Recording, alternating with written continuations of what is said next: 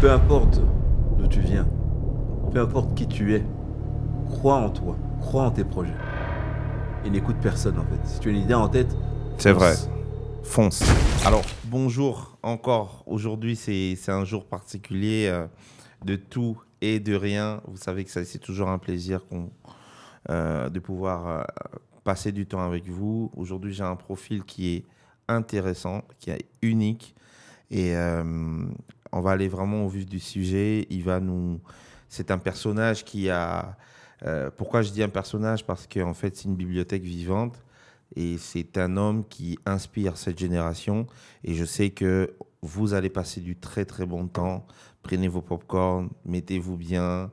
Mais on est là pour apprendre. Alors, je suis aujourd'hui avec Junior Mbouyi.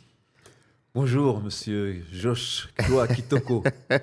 C'est toujours un plaisir de vous rencontrer. Non, le plaisir est partagé. Oui, C'est c'est un vrai. privilège pour moi de rencontrer un homme comme toi. Oui, merci. Et en fait, on s'est connus comment en fait? Comment on s'est connus? On s'est connus quand j'ai lancé le Le vernissage de mon livre vernissage. à Ah Kinshasa. oui, oui, c'est vrai, Et donc c'est du vrai. coup, tu t'es chargé d'organiser la vidéo Oui. et tout ce qui va avec derrière. Et vous saviez quoi? Je ne m'attendais pas à découvrir que un grand homme, celui qui est devant moi, est vraiment un grand homme, mais humble, mais vraiment. Déjà, comment tu arrives à concilier l'humilité? Quelle est ta vision de l'humilité aujourd'hui? Pour moi, c'est naturel en fait. Hum, C'est naturel. J'ai pas besoin de faire plus que les autres. mhm. Je fais ce que je fais au quotidien et je trouve ça normal en fait. Ok. Pas besoin de se vanter ou de prendre la grosse tête. Non. L'idée, c'est de travailler, de faire les choses qui nous plaisent, Oui. qu'on prenne du plaisir.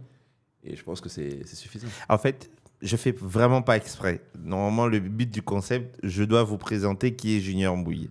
Et comprenez mes émotions parce que c'est un grand, grand, grand homme. En fait, Junior Mbouyi est un expert financier. Il aura peut-être le temps de se présenter lui-même aussi. Mais ce que je peux vous dire, c'est un expert financier, un jeune Congolais qui a pu... Jeune. C'est relatif, hein? Ouais, on est jeune jusqu'à 77 ans, hein. C'est vrai. Ouais, il n'est pas non plus vieux, on est d'accord. C'est vrai, c'est vrai. En plus, c'est un bel homme, donc vous savez, donc, qui a dépassé ses limites. Et aujourd'hui, vraiment, vraiment, je sais qu'on va énormément apprendre. Et aujourd'hui, si tu devais te définir, comment tu te définirais? Alors moi, je suis quelqu'un qui est un battant déjà, qui a cette volonté de toujours aller au bout de ce que je fais. Ah Et ouais. qui est inventif, qui réfléchit énormément, qui regarde un peu ce qui se passe dans le monde Mhm. et qui essaie de l'adapter en fait. Donc Wow. j'ai un cerveau qui tourne en permanence, qui essaie de prendre des idées à gauche, à droite et de les adapter et puis de réaliser quoi. Wow. Et j'aime aussi avoir des modèles sur qui on s'identifie. Et plutôt que de partir comme font certains, être dans le côté envieux de la chose, non, au contraire. Non, moi, c'est plutôt, il a fait ça, il a réussi, alors c'est mon modèle, et je vais y aller, je vais faire comme lui. Non, mais c'est quand même étonnant. Tu es congolais de père et de mère ou... Ouais, je suis congolais de père et de mère, bien entendu. En plus, né à Kinshasa. Waouh. Né à Kinshasa, j'ai quitté Kinshasa à l'âge de 4 ans. Donc mes parents ont été réfugiés en Europe, hein, à Paris. Waouh. Et donc je suis arrivé en France à l'âge de 4 ans. Et puis j'ai fait mes études à Paris, comme tout le monde, hein, comme la plupart des gens issus de la diaspora, Mhm. au fur et à mesure. Donc je suis, comme on dit, un franco-congolais ou un Congolais français né à Kinshasa, hein, Waouh. comment on peut me définir. Donc, Mais en tout cas, fier de mes racines congolaises, fier de l'Afrique et fier de mon pays.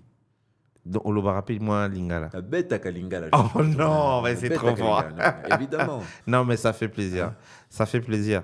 Et du coup, dans ce parcours-là, vous arrivez en Europe. Comment tu vis comment s'est passé ton enfance? Quels sont les souvenirs que tu as de ton enfance? Alors, une partie jusqu'à l'âge de 4 ans, comme je te disais, à Kinshasa. Mais là, les souvenirs sont très lointains, sont vagues. On a des flashs dans la mémoire qui reviennent. Ok.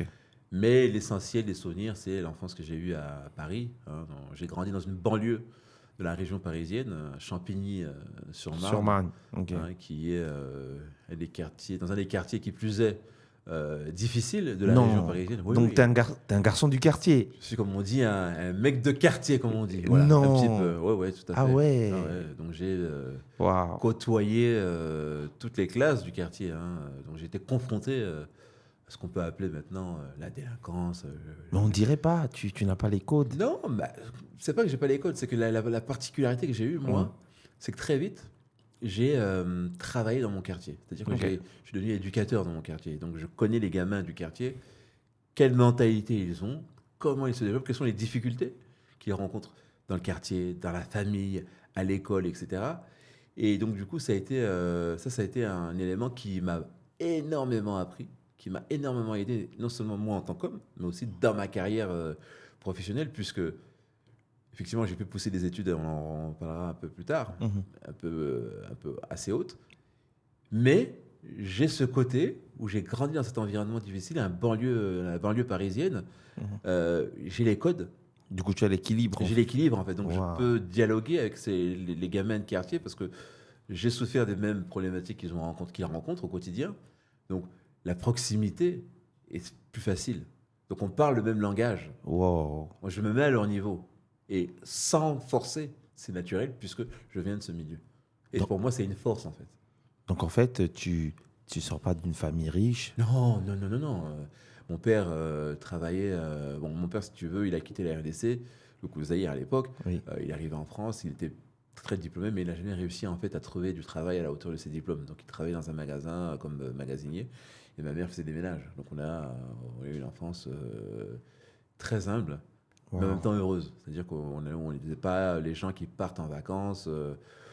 Non, on a Dans vraiment le contentement, non, non, non, dans... on avait le strict minimum. Et avec le strict minimum, on s'en est sorti et puis ça nous a forgé. Vraiment, je ne suis pas ni avec une cuillère sur la bouche, bien au contraire. Moi, j'ai manqué de beaucoup de choses dans ma jeunesse, dans mon enfance. D'énormément. Je pouvais partir à l'école dans mes premières années lycée, sans rien à manger, parce que j'avais pas d'argent.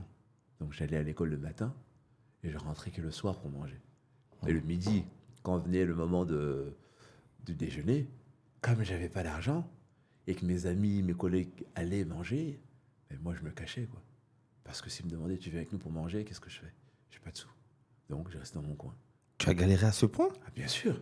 Ah non, ça c'est tu te parles de vécu, d'histoire vraie, que ça m'est arrivé. Où tu rentres des fois chez toi à la maison, Ah les ouais. parents n'avaient pas d'argent, t'as la coupure d'électricité. Donc Attends, attends, non, non, non. tu nous parles de la France, là. Là, j'ai l'impression d'être au Congo, là. Non, parce que l'Europe, Ah ouais, si ouais, tu n'as ouais, pas tu les payes pas. moyens de payer tes factures d'électricité, on te coupe. Donc, on rentrait tôt, on a eu des périodes assez difficiles, on rentrait tôt à la maison quand il y avait encore un peu de lumière et faire nos devoirs, ou ça nous arrivait le soir, pas d'argent, on se retrouve avec, tu ouvres ton frigo, c'est des bouteilles d'eau qu'il y a, c'est vide, il n'y a rien. Et comme repas du soir, nous, ça nous est arrivé d'avoir droit à une assiette de riz avec du beurre et du sucre, sans rien d'autre. On a eu vraiment une enfance pas facile. Mais moi, ça m'a forgé parce que je me suis dit non, il ne faut pas que je sois comme ça. Et si tu veux, depuis l'âge de 12 ans, j'étais à l'époque en cinquième, je n'ai plus rien coûté à mes parents. Pas un euro, pas un franc. Ah non. En fait, les gars, je pense que là, c'est de loin, c'est un vrai film, là.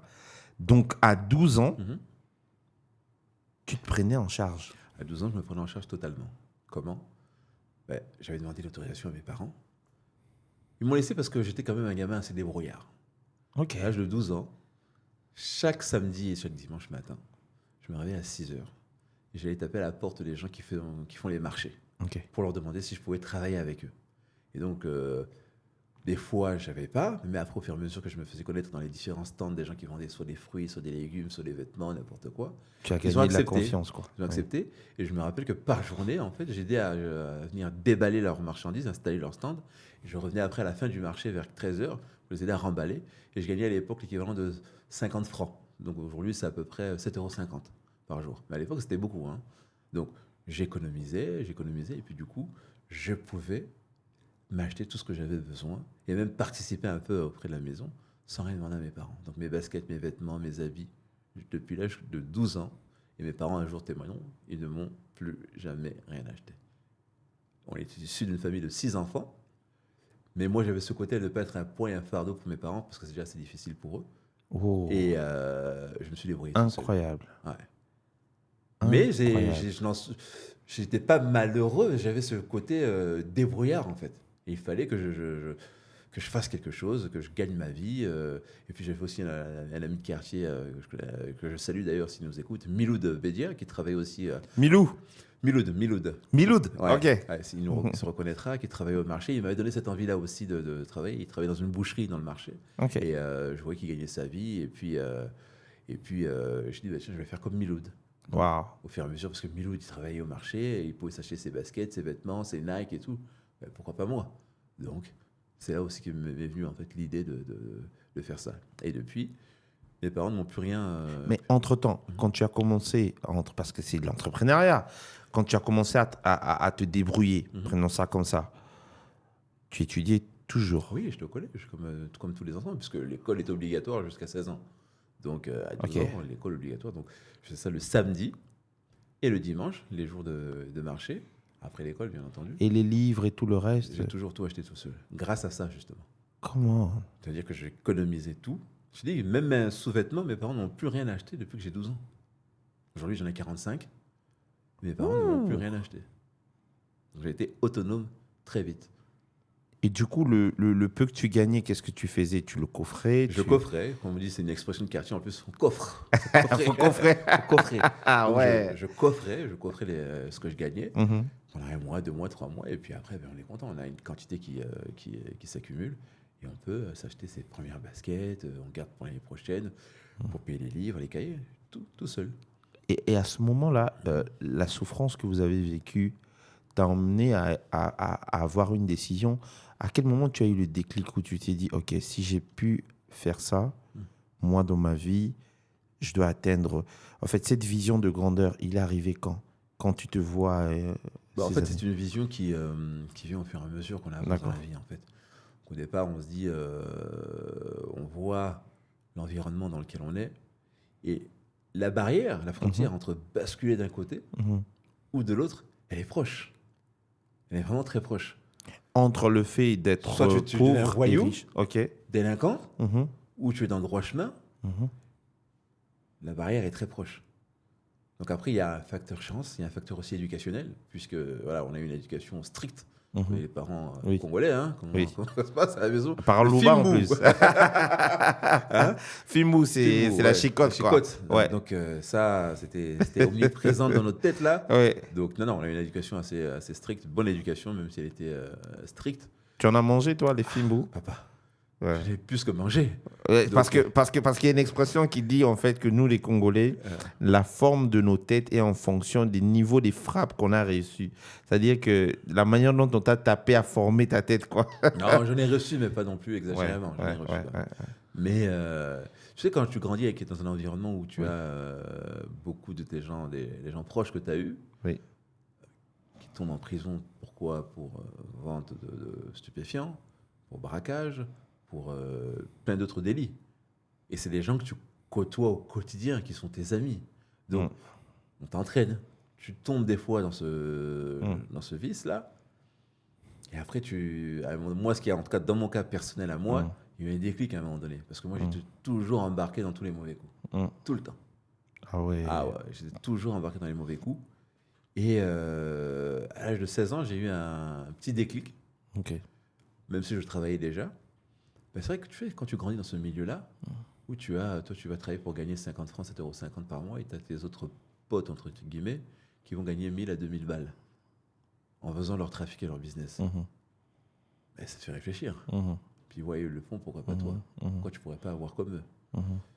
Donc, la frontière est proche. Mais l'éducation que tu as, la famille, et puis après, il y a des fréquentations, Oui. on fait que, à un moment donné, je dis non, ça, c'est pas pour moi. Et je vais te confier une anecdote que je t'ai peut-être jamais confiée Waouh. aujourd'hui. C'est exclusif. Exclusive. Donc, ça s'est passé, je devais avoir 14 ans. 14 Ok. ou 15 ans. Ok. Donc, j'étais avec mon ami, là, Miloud, Miloud. hein, que je salue encore une fois. On avait besoin d'argent, mon frère. Waouh. On n'avait rien à manger. Donc, qu'est-ce qu'on a fait? On a récupéré les clés un passe-partout en fait qui ouvre toutes les classes du lycée. On est Wow. parti voler des magnétoscopes. Ah ouais. Ouais. On a volé des magnétoscopes du lycée. Et on s'est fait attraper. Alors, c'est un peu long comment ça s'est passé. Et je me suis retrouvé convoqué à la police Ah ouais. avec mon père. Ah Ah là ouais. là. Ça a été un déclic. Et de là, ça a enchaîné en fait beaucoup de choses. Ok. Conseil de discipline au niveau de l'établissement, Mhm. renvoyé de l'établissement, commissariat de police, juge pour enfants.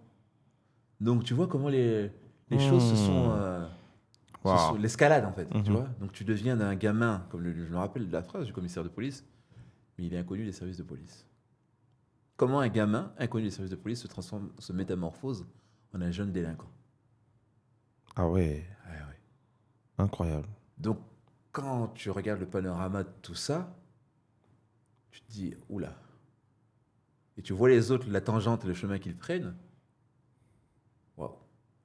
Et je me suis retrouvé dans un conseil de discipline avec tous les professeurs, les assistants sociaux, les psychologues et mon père. Et là, je me suis dit, ta place n'est pas là. Wow. Tu peux pas faire endurer ça à tes parents. Tu vois. Wow. Et j'ai eu un vrai déclic à ce moment-là. Donc j'ai changé d'établissement aussi, parce que j'étais renvoyé. Je te rappelle Ok. que l'école est obligatoire en France jusqu'à l'âge de 16 ans, donc je dois avoir 14-15 ans à ce moment-là. Mhm. Et ce changement, en fait, cet événement, en fait, Oui. a été une sorte de déclic, en fait, qui m'a fait changer. Et j'étais pas forcément mauvais Mhm. élève à Mhm. l'école. Mhm. Un élève moyen, standard. Mhm. Pas mauvais, pas très bon, mais Mhm. voilà, dans la norme. Hein. Je pouvais faire. Mhm. Et changement d'établissement. Et après, à partir de là, j'ai passé un diplôme qui s'appelle le BAFA en France, qui te permet en fait de t'occuper, de travailler comme éducateur avec les jeunes enfants, dans le quartier et ailleurs. Donc j'ai commencé à travailler avec les gamins de quartier à l'âge de 16 ans, à les emmener en colonie de vacances, à être éducateur dans le quartier. Ok. Et et j'étais payé pour ça, et même bien payé. Donc D'accord. ça m'a permis, de toujours ne rien De demander t'organiser. à mes parents, et de me débrouiller en fait tout seul dans la vie en fait. Donc j'ai pu grâce à ça par exemple passer mon permis de conduire, le payer dès 18 ans, tout seul, d'accord, et acheter ma première voiture. Wow. Et à ce moment-là, déjà, tu faisais du sport ou pas? Oui, je jouais au foot aussi à côté, donc avec ce même Miloud, plus d'autres jeunes, on avait une génération Incroyable. hyper douée de jeunes footballeurs sur les équipes juniors, 15, 16, 17, 18, extrêmement fortes. Beaucoup d'entre nous, quelques-uns d'entre nous, sont rentrés en centre de formation. Jamel Belmadi, Ah ah ouais. oui, c'est notre génération, qui a joué au Paris Saint-Germain, qui a Oui. joué à Marseille et qui est le sélectionneur d'équipe d'Algérie, qui a gagné la Coupe d'Algérie, la Coupe d'Afrique avec Coupe l'Algérie. d'Afrique, oui. Donc c'est Oui, mon oui. quartier, ça, tu Mmh. vois. C'est ma génération. Ah Jamel a ouais. 2 ans de plus que moi à peine, tu vois. Wow. Donc, on avait une génération de joueurs très doués, d'autres qui sont partis au Havre, à Lille, Saint-Étienne. Non, non, un beau noyau en fait. Je te pose la question parce Ouais, qu'on était avec toi à Malaga, ouais, je pense qu'il y a presque 2 mois, ouais. et j'ai vu la touche. Ça reste un peu, parce que là, il y a la patte gauche là, Ah, c'est un très qui est bon là, joueur. elle est toujours là. Elle est Non, toujours là. c'est un très très bon joueur. Ouais. Waouh, quel parcours. Non, mais là c'est très inspirant. Maintenant, dans ce parcours, il y a le monde professionnel qui arrive. Mhm, Comment tu vis ce deux mondes-là? Parce que tu viens du quartier, mhm. tu as dû te battre seul, tu as dû vivre seul. Qu'est-ce qui a fait que dans le monde professionnel, que tu puisses exceller en fait? Alors, pour te dire vrai, au tout départ, je ne me destinais pas forcément à faire de longues études. D'accord, D'accord. J'ai pris les choses en fait comme elles venaient. Au d'accord. départ, tu passes ton baccalauréat. Mhm, Donc, j'ai mon baccalauréat économique, hein, mhm, haut la main avec mention, je mhm, crois d'ailleurs. Hein, mhm. mention assez bien. Oh, waouh, félicitations. Et puis, tu rentres à l'université. Non, moi, j'ai fait d'abord, donc après mon baccalauréat, j'ai fait un BTS, Mhm, hein, un brevet de technicien supérieur en commerce international pendant 2 ans. Et après, j'ai intégré la fac. mhm, Donc, j'ai fait une licence, une maîtrise en commerce et affaires internationales. Et j'avais en fait un élève qui était avec moi mhm. en BTS que j'avais rencontré, qui s'appelait Stéphane. Donc on a fait les 2 premières années de BTS ensemble, la licence ensemble, et la maîtrise, on était ensemble aussi. Et cet ami, en fait, nous a quittés. Il est mort. Il est mort, ouais. Il est mort pendant l'année de maîtrise. C'était ton meilleur ami. C'était mon meilleur ami. Et ça a été un vrai choc. Un garçon brillant, voit un avenir, des facilités. Il a eu une leucémie foudroyante Waouh. qui l'a emmené en 6 mois. Et quand on était en maîtrise, il me disait toujours, moi je voulais arrêter au niveau de la maîtrise, il me disait non, moi je pense que je vais continuer jusqu'au DESS, etc. Et malheureusement, il n'a pas pu. Et c'était un garçon qui m'a beaucoup aidé. Parce que pendant mes études, en parallèle, moi je travaillais. D'accord. Donc à la fac, il me récupérait les cours pour préparer les examens, etc. Et moi je récupérais, et puis ça me permettait de me présenter au partiel et de passer les examens en fait. Donc Stéphane est décédé et je me suis promis en fait de continuer les études pour lui en fait. Parce que lui, il avait cette facilité et cette envie d'aller au-delà. Ah ouais. Et il n'a pas pu. La vie, on a décidé autrement. Et là où il est, je pense qu'il doit être fier de moi là où il est aujourd'hui. Et Et tu as continué parce que. Bah oui. Waouh. J'ai continué parce que il m'en a donné l'envie et la motivation en fait. Et là, ça revient à un truc comme quoi l'environnement influence beaucoup. L'environnement influence pas beaucoup. Totalement. Waouh. Totalement. Parce que pour comprendre un peu l'écosystème des banlieues, des ghettos parisiens ou en France, on fait en sorte que tu ne sortes pas du quartier. Pourquoi? Je vais t'expliquer. La crèche Oui, se trouve dans le quartier. c'est vrai. L'école maternelle se trouve dans le quartier. L'école primaire se trouve dans le quartier. Le collège se trouve dans le quartier. Et pour ceux qui ont la chance d'aller au lycée, donc là, après le collège, tu as à peu près 15 ans, il y en a beaucoup en fait qui vont vers des voies professionnelles pour commencer à travailler. Ben, pour ceux qui ont la chance d'arriver au lycée, qui veulent aller suivre les filières générales, ils sortent du quartier. Parce que les lycées sont hors du quartier, en fait. Tu vois un petit peu? Je vois. Donc, malheureusement, entre la crèche ou la maternelle et la fin du collège, tu perds beaucoup, en fait. Beaucoup d'élèves sont largués, c'est fini. Ils passent à autre chose au bout de la quatrième, à la fin de la troisième, dernière année de collège. Les élèves partent dans d'autres filières, etc. Et les quelques-uns qui s'en sortent vont aller au lycée sur une scolarité normale, classique. Et après, le lycée, les meilleurs, en fait, qui ont eu le bac, bien entendu, vont aller à l'université. Et si je regarde, moi, entre les élèves, les collègues qui étaient avec moi dès la première année de collège jusqu'au bac, s'il en restait 3 ou 4, c'était beaucoup. Hein. Ah ouais. Ah, c'était beaucoup. Hein. Et j'avais un prof, justement, à l'école qui nous enseignait le management interculturel et qui nous disait que les enfants issus de familles d'immigrés, très peu, en fait, je crois qu'ils sont moins de 2 ou 3% arrivent aux études supérieures, en fait. Et moi, ça m'avait choqué, ces statistiques-là, qui étaient vraies, hein, quoi qu'il en soit. Et je m'étais toujours promis, je serais dans les 2 ou 3%. Je serais dans les 2 ou 3%. Obligatoire. Je n'étais pas d'accord, ça m'a révolté. Ok. Tu vois? Mais par contre, les enfants de parents cadres sup, non immigrés, on les retrouve dans les classes supérieures. Tu vois? Wow. Et moi, je voulais être dans ces stats-là. Et je me dis, hors de question. Hors de question. Ça m'avait vraiment fait mal, cette stat. Et donc après, cumulé à ça, il y a la prise de conscience, on commence à faire les études supérieures, on commence à s'intéresser à la vie, à avoir des idées, des visions. Et je tiens haut la main ma maîtrise. Ensuite, je fais une deuxième maîtrise en gestion, que j'obtiens aussi, un DESS en commerce et affaires internationales à la Sorbonne, dont je suis diplômé. Wow. Et en dernier lieu, j'ai décidé d'intégrer en fait une grande école de commerce parisienne pour faire un MBA en finance et marché des capitaux. Donc, partie du quartier, je me retrouve à la Sorbonne, et puis après la Sorbonne, j'intègre quelque chose qui était improbable, parce que dans le quartier, on ne t'enseigne pas ça. Je ne savais même pas qu'existaient les écoles de commerce. Et comment je l'ai appris? C'est vraiment un hasard, et tu vas comprendre. Je me retrouve à un moment donné dans une bibliothèque, en train de lire les bouquins, et je tombe sur un article, comme quoi des fois on se dit, le hasard fait bien les choses. Oui. Mais par hasard, je vois en fait les statistiques de recrutement des entreprises du CAC 40 en France. Ok. D'accord. Et je vois en numéro 1, école d'ingénieur. En numéro 2, école de commerce. Et en numéro 3 ou numéro 4, les universités.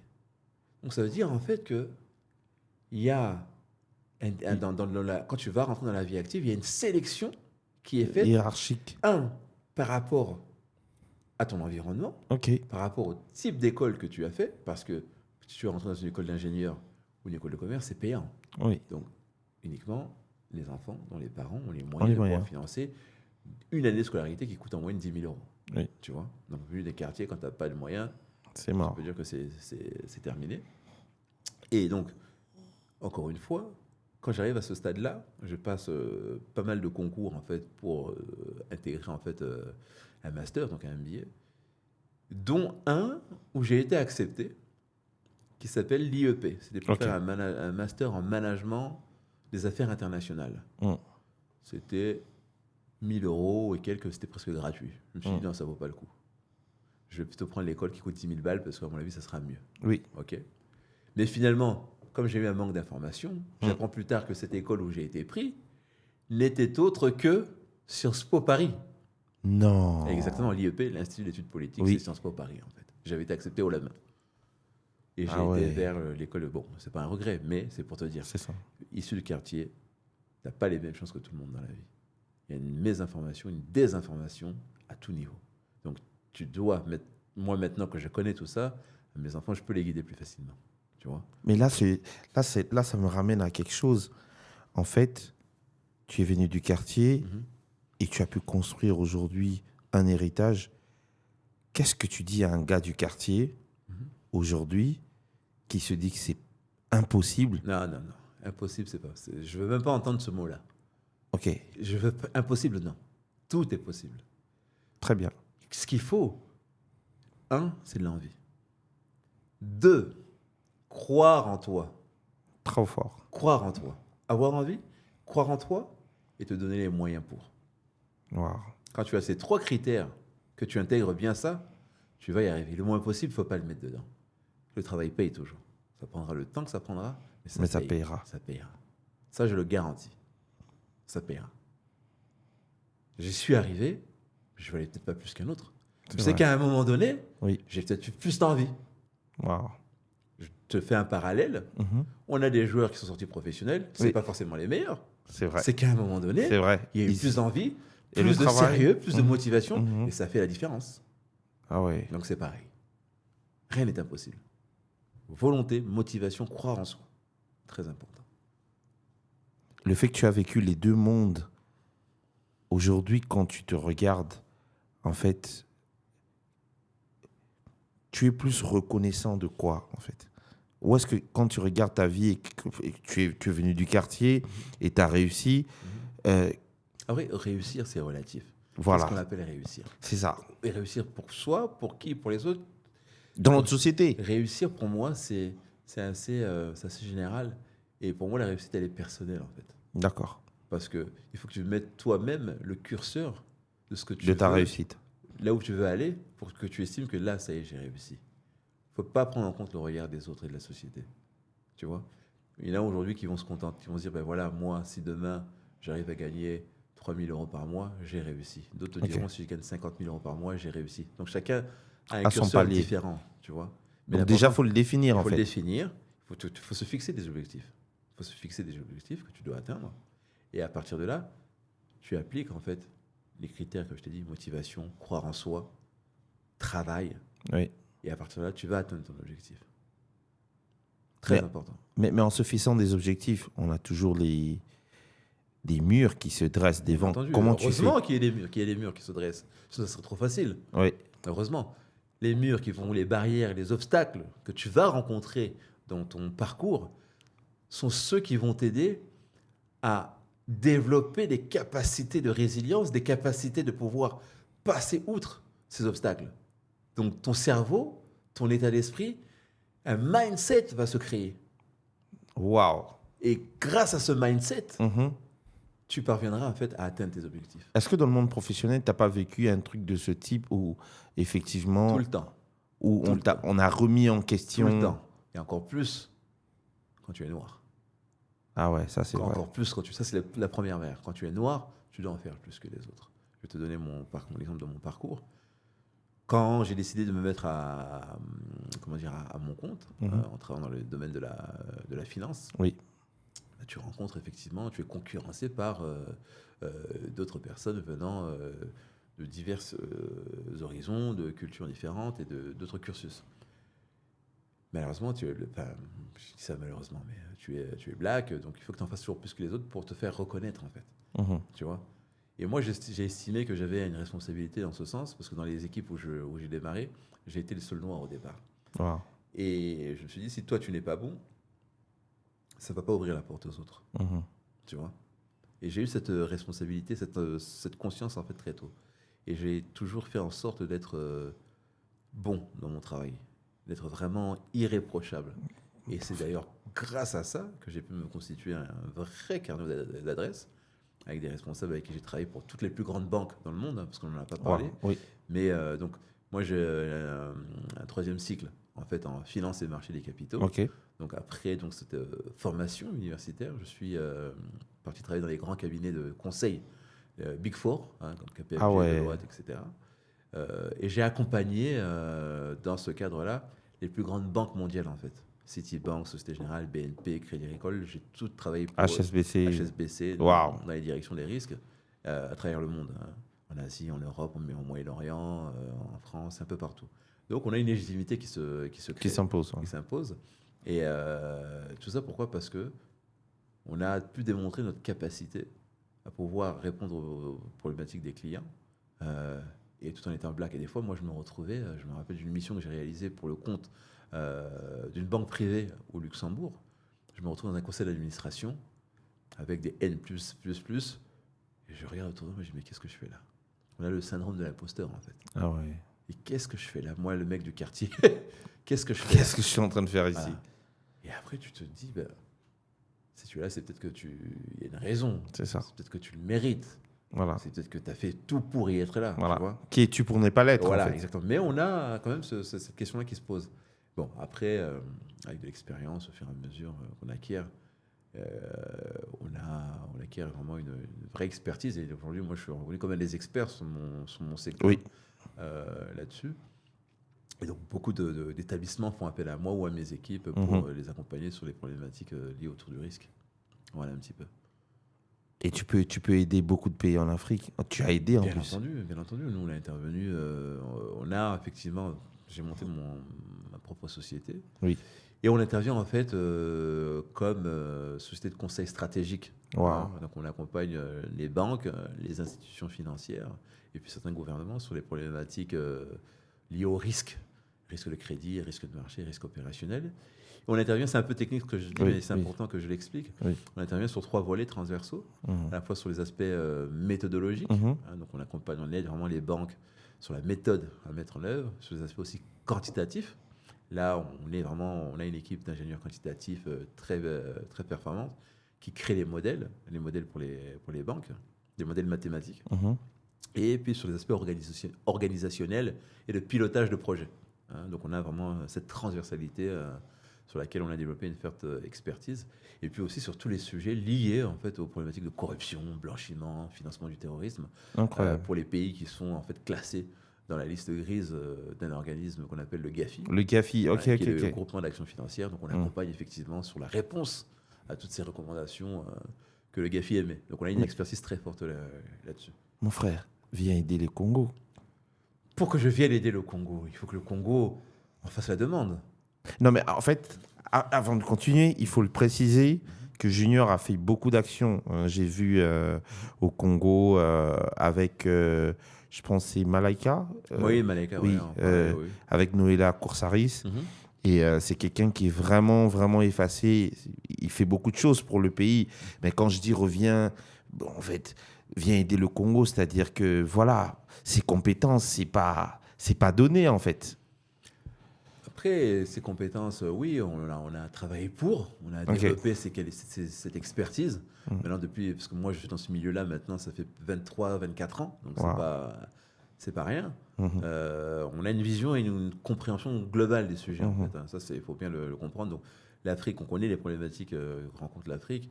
Et moi, ce que je dis toujours, hein, pour que le continent se développe demain, c'est il faut qu'il y ait de l'investissement. Il faut que les États, en fait, engrangent des recettes fiscale un maximum pour financer les postes stratégiques, tels que l'éducation, la santé, les infrastructures, le militaire, etc. Hein. Et pour faire venir ces capitaux, il faut mettre en place tout un accompagnement, des mesures, Mhm. des réformes structurelles fortes qui vont permettre au gouvernement de se développer. Waouh. Mais de là où tu es, quand tu regardes le Congolais, la jeunesse congolaise, La jeunesse congolaise, elle est formidable. Et ce que je dis, moi, c'est que la première richesse de la RDC, on parle des minerais, etc. Mais non, c'est la la viande. richesse du Congo, c'est sa démographie, c'est sa jeunesse, c'est sa population. Parce que le Congo, c'est 110 millions d'habitants aujourd'hui environ. 20-25 ans, selon nos statistiques, on va atteindre 240 millions d'habitants. Dont plus de la moitié, ou 60%, je crois, aura moins de 25 ans. Ah ouais. Donc le noyau, il est là. La relève de la RDC, elle est là. Mais il faut que cette jeunesse soit éduquée, cette jeunesse soit accompagnée, soit formée. Il faut qu'on forme les élites du Congo de demain. Elle n'est pas assez éduquée. Malheureusement, si on regarde depuis l'indépendance, Mhm. les efforts et les budgets qui ont été consentis à l'éducation, on peut dire aujourd'hui qu'il y a un manque de moyens mis à disposition de l'enseignement et de l'enseignement supérieur. Et quand je dis enseignement, c'est à la fois les moyens pour les élèves, mais aussi les Oui. moyens pour les professeurs. Parce que les Ok. professeurs, il faut aussi qu'ils soient bien formés et qu'ils soient aussi bien payés, bien rémunérés. Quand vous avez tout cet écosystème qui ne fonctionne pas bien, malheureusement, Oui. vous ne pouvez pas avoir les compétences nécessaires. Et pour être une grande nation, Oui. on ne peut pas construire une grande nation si on n'a pas d'éducation, si on n'a pas une nation qui est éduquée. Et ça, il ne faut pas l'oublier. C'est Waouh. la base de tout. La base de tout. L'éducation. On parlait tout à l'heure du changement des mentalités. Oui. Mais pour qu'il y ait un changement des mentalités, ce n'est pas à 50 ans Oui. ou à 60 ans. C'est dès le plus jeune âge. Waouh. Il faut s'inspirer des modèles un peu asiatiques, des cas dragons qui Oui. n'ont pas les ressources minières de la RDC. Mais quand on regarde Hong Kong, Taïwan, Corée du Sud, Singapour, ce qu'ils sont devenus, alors que ces pays avaient 30 ans de retard industriellement, économiquement sur la RDC Oui. dans les années 60. Regardez leur modèle. Mise en place d'une économie inclusive, développement, effectivement, renforcement des secteurs industriels locaux, où ils avaient une force là-dessus, et ils ont créé l'emploi local, Ah ouais. de la transformation et puis de l'exportation des produits made in. Exemple, Samsung, c'est une réussite totale. Ouais. Aujourd'hui, Samsung s'exporte partout. C'est coréen. Waouh. Oui. En fait, il faut savoir que de base, le podcast, il n'était même pas planifié. Parce Non, que là, c'est du- tu étais en île Maurice. Voilà, Il était pour en une conférence, pour une ouais. conférence, et j'ai fait une Et, escale ici à et en fait, Dubaï. je l'ai écrit et puis il m'a dit écoute, j'arrive. Et puis il est venu. Donc, les gars, écoute, bosser, il faut qu'on bosse, les gars. Il faut qu'on se réveille. On peut pas être. Il faut la jeunesse. En tout cas, moi, je vous encourage. Croyez en vous, croyez en vos idées, ne lâchez pas. En fait, les conseils que tu donnes, il est magnifique. Mais moi, on va le personnaliser. Aujourd'hui, il y a des jeunes Congolais Mhm. dans la diaspora, comme dans le monde, qui vous suivent, Mhm. qui veulent entreprendre. Mhm. Ils veulent réussir. Mhm. Par où commencer? Par où commencer alors? C'est très simple. Il faut avoir, moi je dis, avoir une feuille de route. Des objectifs, comme on disait tout à l'heure. Feuille de route. Feuille de route. Et voilà, je veux monter telle activité. D'accord. Qu'est-ce que je fais? Ben, je me renseigne déjà. D'accord. Je me renseigne sur l'activité en question. Donc, Et se en former, fait, quoi. Se former, faire une Des recherches. mini-étude de marché, savoir voilà, quels sont les acteurs qui sont présents dans le secteur, comment je vais pouvoir pénétrer ce secteur-là, est-ce qu'il n'y en a pas, tout un tas de questions qu'il faut se poser. Et après, il y a effectivement le nerf de la guerre, le financement. Comment je me dote de moyens, c'est là où ça bloque en fait souvent. OK. Comment je me dote de moyens pour pouvoir justement aller et financer mon micro-projet ou ou le projet que j'ai en tête. Donc là, ce que moi je vais dire, c'est que il faut, je pense pour la RDC, Oui. essayer de mettre en place des banques. des banques. Alors ça c'est un autre sujet, bien sûr. On n'a pas de banque nationale congolaise et ça c'est vraiment une vraie peine pour un pays Incroyable. de 110 millions d'habitants. J'ai fait une étude que j'ai présentée dernièrement. Je l'ai même parlé hier à la conférence à Maurice. C'est qu'on a, figurez-vous, la diaspora congolaise arrive au 10e rang des pays pour lesquels en fait il y a le plus de fonds qui sont envoyés. Avec les- d'origine. Avec les monogrammes et tout le reste. Ouais, c'est ça, MoneyGram, Western et compagnie. Donc je crois que les RDC, c'est environ, si je ne vous dis pas de bêtises, 10 milliards 10 milliards. par an de dollars. Incroyable. Ouais. Et la tête, c'est l'Égypte avec 70 milliards. Quelque Waouh. chose comme ça. Oui. Donc, quand on n'a pas de banque congolaise, nationale congolaise, parce qu'en plus on est freiné par cette histoire de GAFI, Oui. on ne peut pas faire de transfert d'argent, de compte à compte, de banque à banque ou de pays à pays à Waouh. cause de ça. Donc, on est dans la liste grise. On est dans la liste grise, tout à fait. Et vous pouvez sortir la RDC de ça? Alors, il y a des recommandations qui Oui. ont été faites. Moi, j'ai fait une étude avec mon cabinet. Mhm. On a Liste. analysé Ok. les 40 recommandations de la RDC qu'elle a eues par le GAFI. On a pris des cas d'école. On a regardé ce qui s'est passé à Maurice. On a regardé ce qu'on a fait au Maroc. Waouh. On a mis dans la balance tout ça. Et j'ai proposé effectivement une méthodologie, des axes de sortie de liste grise de la RDC, que j'ai présenté à la Commission européenne à Bruxelles, que j'ai présenté au FMI, à la Banque Wow. mondiale à Washington, où je me suis rendu l'année dernière. Et effectivement, on est dans les clous. La D'accord. méthodologie, elle est éprouvée, on a l'expertise pour le faire. Wow. Maintenant, si un jour le Congo fait appel à nous, on ira les aider, il n'y a pas de problème. Hein. Ça, il n'y a aucun souci. On a Wow. la méthodologie, on a les experts là-dessus, sur le sujet. Moi-même, je suis expert là-dessus, donc il n'y a pas de Mais sujet pour le faire. comment faire pour avoir justement ce financement sans se compromettre? Parce que les gars... Moi, je dirais que il y a deux volets, D'accord. hein, de ce que je vois. Il y a une partie qui est peut-être réalisée par ce qu'on appelle le private equity, D'accord. donc le capital privé, et une partie, malheureusement, qui doit aussi venir des efforts du gouvernement. D'accord. Je dirais qu'il faut savoir identifier, mettre en place des commissions pour identifier, d'un point de vue du gouvernement, les pépites ou les projets qui peuvent être porteurs et accompagner ces jeunes-là dans la mise en place et la structuration de leurs projets. Ok. Hein. Ça, c'est le premier point. Après, côté privé, je pense aussi qu'on peut mettre en place du capital privé, private equity, sous forme de business angel. C'est-à-dire que des gens qui vont se réunir avec des commissions. Et d'ailleurs, c'est un projet que je souhaite, moi, mettre en avant, parce que je suis désormais le président de la Fédération des diasporas congolaises. Ah ouais, de la diaspora congolaise, oui. On a lancé là cette année, donc le siège sera Et tu as basé- fait beaucoup d'actions pour la Ouais, diaspora. tout à fait.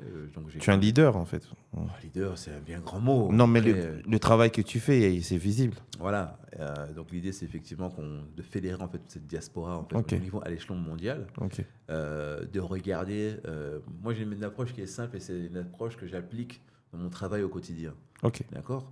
C'est-à-dire, on va regarder au travers de cette fédération, la diaspora congolaise, on va bien entendu l'objectif, c'est de fédérer en fait cette diaspora et voir comment cette diaspora peut être utile pour le pays d'origine. Et quand je dis diaspora congolaise, c'est une chose, mais les problématiques qu'on va rencontrer en RDC sont applicables à quasiment tous les pays d'Afrique. D'accord? Donc, notre approche, elle est pragmatique. C'est-à-dire, on prend un sujet au hasard qui touche la RDC ou le continent, et on va en faire ce qu'on appelle un diagnostic. On va élaborer un diagnostic de l'existant. Quel est le diagnostic? Je te prends un secteur, l'agriculture, par exemple. Ok. On va élaborer un diagnostic de l'agriculture dans sa globalité pour la RDC. À partir de là, on va faire ce qu'on appelle une analyse pour en sortir les forces et les faiblesses. On va construire une pyramide ou quelque chose comme ça. Et on va regarder en fait les best practices au niveau mondial. Waouh. D'accord? Sur tous les pays. Ok. Sur les 30-40 dernières années. On va faire des observations. Et à partir de là, on va formuler en fait un plan de remédiation et des propositions d'amélioration pour le gouvernement. Libre à eux d'exploiter ou pas. Et je pense que c'est un moyen à la diaspora de se rendre utile en fait. Et je précise que c'est un travail qui est bénévole. D'accord? Waouh. Un travail qui est bénévole. Waouh. Donc, C'est fait sur fonds propres en plus. maintenant après, Ok. si certains gouvernements veulent pousser la chose un peu plus loin, là oui, on va faire appel à des experts chez nous, au sein de la diaspora, qui ont des compétences pour qu'on aura identifié. Et là, effectivement, on se présentera comme un cabinet de conseil, on ira effectivement aider les États à mettre en place les réformes et les accompagner surtout dans la compréhension en fait, des problématiques qu'ils rencontrent et quels sont les moyens et les solutions qu'ils peuvent mettre en place pour y arriver. Waouh. C'est incroyable ce que tu es arrivé à créer. Et moi, je me dis, en allant dans cette idée de conseil et de conseil stratégique, qu'est-ce que tu penses que l'État devrait faire pour aider la jeunesse, en fait, à se déployer et à rendre l'économie plus apaiser dans l'économie? Parce qu'aujourd'hui, on a des Indiens, on a des Libanais, on a tout ce monde-là. Ben, c'est très simple. C'est très simple. Il faut commencer par le B.A.B.A. L'éducation. Il faut éduquer la jeunesse. Parce que c'est cette jeunesse-là, en fait, qui sera éduquée, qui va créer peut-être des entreprises au niveau local. Ah ouais. Tu vois? Qui va créer de l'emploi au niveau local. Ah ouais. Donc, on va avoir une économie inclusive. Et tu sais, moi, je disais tout à l'heure que pour qu'un pays soit attractif, Oui. il faut qu'il y ait des investissements étrangers. Mais avant tout, il faut que les États développent leurs secteurs industriels locaux. C'est-à-dire qu'il faut que les États créent en fait des entreprises géantes et fortes au niveau local. Plus il y aura de très grandes entreprises localement, Oui. plus les investissements étrangers vont venir en fait s'installer. Wow. Et bien sûr, à côté de ça, il faut qu'il y ait un cadre juridique qui favorise et qui accompagne les entreprises. Si vous créez un tissu industriel fort, forcément, vous allez taper à l'œil des grosses multinationales étrangères qui vont venir. Parce que quand vous avez des industries très fortes, localement, des grosses entreprises, ce que moi j'appelle des grands corporates présents, c'est-à-dire qu'il y a de la place sur le marché, ça veut dire qu'il y a une légitimité, ça veut dire qu'il y a un cadre qui a permis à ces entreprises de se développer. Oui. Donc les multinationales vont venir aussi. Parce que plus il y a de la concurrence, plus le marché est dynamique. Oui, c'est vrai. Et plus ça crée de la croissance, plus ça crée des recettes pour les États. Et dans le cas du Congo, il y a de la place pour tout le monde. Donc tout le monde peut réussir. Bien entendu. Incroyable. Mais il faut une vision, il faut commencer par la base, c'est l'éducation et des réformes structurelles fortes pour y arriver. Ce qui est Mais sûr, c'est pas impossible. Ce qui est sûr, tu es vraiment un exemple de persévérance et je sais qu'il y a tellement à dire. Et ma question envers toi, c'est aujourd'hui, si tu devenais président de la République. Oula. Non, mais oui, moi, je répondrai à cette question. Moi, si je deviendrais président de la République, effectivement, je me focaliserai sur 3 domaines précis. Clairement. Je ne chercherai pas à... Il faut poser les bases. Oui. Les bases, pour moi, ça passe par l'éducation, d'accord, la santé, les infrastructures. Waouh. Et avec un grand pays comme le Congo, il faut une armée forte. Ah ouais, la question de l'armée. Il faut une armée forte pour ma souveraineté, pour préserver et protéger mes ressources. Oui. Et pour dissuader ceux qui veulent venir taper dans mon portefeuille, quelque part. Donc c'est parce qu'on est faible. Ben, comme je disais tout à l'heure, je crois que depuis l'indépendance, on n'a pas, les gouvernements qui sont succédés, n'ont pas créé en fait cet engouement, cette volonté à avoir ces 4 piliers là que je veux dire, dont l'armée, qui soit une armée forte. Après, on a été aussi sous embargo militaire pendant 20 ans. C'était aussi un facteur qui a fait que le Congo n'a pas pu s'équiper. Mais je pense que de par mes observations, s'il y a une volonté, on pourra avoir une grande armée. Parce que les moyens, on pourrait les trouver. Mais c'est juste une question d'organisation, de volonté et de vision. Selon toi, comment le Congo devrait être? Parce que tu as écrit d'ailleurs un livre. Oui, j'ai sorti un livre qui est, le titre est la RDC superpuissance africaine en devenir, quand le Congo s'éveillera. Wow. Là, je faisais paralympique à la Chine d'il y a 40 ans. Wow. Quand la Chine s'éveillera. Et la Chine est devenue première puissance économique mondiale. Pourquoi? Sa démographie. 1 milliard d'individus. La Chine est devenue la fabrique du monde. Et moi, je vois que le Congo, au vu de cette jeunesse, de cette population, parce qu'on serait la 2e population d'Afrique, pourquoi ne serions-nous pas l'usine de l'Afrique, avec des produits made in Congo, fabriqués au Congo, puisqu'il faut aller vers de l'économie inclusive avec la transformation de nos matières premières en produits finis qu'on revendrait à l'étranger. Donc ça, c'est des postes d'emploi énormes à créer. Énormes. C'est cet axe-là que le Congo doit regarder. Qu'on devienne... Parce que, en fait, la démographie, c'est une force. Oui. C'est une force. En fait, quand vous regardez la démographie de la RDC, 240 millions dans 25 ans, c'est le premier point. Ensuite, vous regardez l'espace de la RDC, 2 345 000 km². D'accord ? Oui. 800 000 km² de terres arables. La Incroyable. superficie de la France, 550 000 km². Wow. L'Ukraine, qui a impacté le cours des matières premières Pratiquement agricoles, 600 600 000 000. km². Oui. Donc nous, on a 800 000 km² de terres arables. Mm. Ce qui veut dire qu'il y a un vrai potentiel agricole qui est là. Un vrai potentiel agricole, et qui aujourd'hui n'est quasiment pas exploité. Wow. Le Congo, à lui tout seul, peut nourrir 2 milliards d'individus dans le monde s'il exploite sa capacité agricole. Wow. 2 milliards d'individus. Waouh, c'est un pays de paradoxe. En fait, il y a tout à faire, tout est là, les conditions, les éléments sont là. Il faut juste un déclic. En fait, tu ne serais pas arrivé là où tu es aujourd'hui si tu vivais au Congo, en fait. La vérité. Alors, si je regarde le socle éducatif, je te dirais que non, bien entendu. J'ai eu la chance, effectivement, malgré le fait que j'ai grandi dans un environnement difficile, d'avoir fait mes études à l'étranger, d'avoir aussi cette vision. Et puis, comme je te le disais, j'ai travaillé pour toutes les plus grandes banques dans le monde, et j'ai voyagé partout dans le monde. Donc, on a eu un regard du monde qui est différent. Et d'ailleurs, tu vois qu'aujourd'hui, j'ai créé mon entreprise qui est présente dans 12 pays. C'est pas pour rien. 12 pays, incroyable. Donc ici, où on est aujourd'hui à Dubaï, où on est là. Hein. Incroyable. Donc c'est... J'ai été dans tes bureaux, j'ai vu ce que tu fais, c'est cette vision incroyable. en fait qu'il faut. Et j'imagine même pas combien de juniors ils sont au Congo.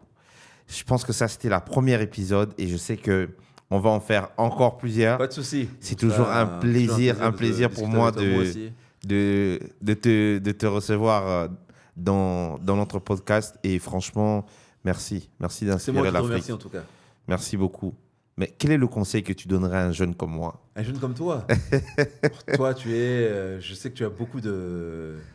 Moi, je trouve que tu es pas un jeune comme les autres déjà. Oh, merci. Pour commencer, parce que tu es entrepreneur. Ouais, merci. Entrepreneur, dans l'âme. Merci. Et quand on est entrepreneur dans l'âme, il suffit d'un clic et tu décolles. C'est fini. Voilà. Continue comme ça. Et les gars, ouais, donc on est là pour réussir. Hein. Donc, franchement, merci beaucoup, Junior. Et je vous invite tous, vous trouverez le lien de son livre dans la bio. Et merci beaucoup à toi. C'est moi qui te remercie. Merci d'avoir pris le vol. Il est venu spécialement pour nous. Et franchement, les gars, je crois que c'est possible. C'est juste possible. Si il a pu le faire, s'il a pu arriver, vous pouvez aussi y arriver. Et je crois qu'on va avoir d'autres épisodes et on va aller encore bien plus en profondeur parce que je sens que quand tu parlais du Congo, je sens que tu aimes beaucoup le Congolais. C'est mon pays, bien entendu, donc c'est normal qu'on ait un attachement profond et le voir dans cet état-là, je vois la souffrance des populations, de voir cette jeunesse et ça me touche profondément de voir ces jeunes pétris de talent. D'accord. Qu'on néglige. En fait. Et je te laisse clôturer. S'il y avait une phrase que tu dirais à quelqu'un qui est en train de nous suivre, qu'est-ce que tu lui dirais? Je dirais, peu importe d'où tu viens, peu importe qui tu es, crois en toi, crois en tes projets. Et n'écoute personne, en fait. Si tu as une idée en tête, c'est vrai. Fonce. On s'arrête avec ça. On est ensemble. Merci beaucoup.